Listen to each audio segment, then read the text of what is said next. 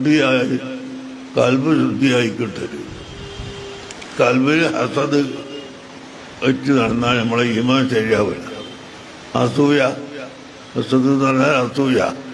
ഒരാൾക്ക് നിയമത്തുണ്ടാകുമ്പോൾ അതിൽ അസൂയ വെച്ചിട്ട് അതൊക്കെ അല്ലാതായി പോകണം എന്ന് കരുതിയാൽ നമുക്ക് ഈമാൻ ഉണ്ടാവില്ല. എന്തുകൊണ്ട്? അല്ലാഹു തആല അല്ലേ ഒരാൾക്ക് അധികം കൊടുക്കുന്നതും മറ്റേയാൾക്ക് കുറച്ച് കൊടുക്കുന്നതും. ഈ അധികം കൊടുത്തതിൽ നീ അസൂയ വെച്ചാൽ അതിൻ്റെ അർത്ഥം എന്താണ്? അള്ളാഹുവിൻ്റെ ഖദാഇൽ നിനക്ക് വിശ്വാസമില്ല എന്നാണ്. അതുകൊണ്ട് അങ്ങനെ ഉള്ള ഹസദ് നമ്മുടെ ഹൃദയത്തിൽ വരാൻ പാടില്ല. അസൂയ നമ്മുടെ കൽബിൽ വരാൻ പാടില്ല. അല്ലാഹു തആല ഒരാളെ ആലിമാക്കും, ഒരാളെ വലിയാക്കും, ഒരാളെ മുതലാളിയാക്കും, ഒരാളെ മറ്റൊരു വിശേഷത ഉള്ളവരാക്കി തീർക്കും.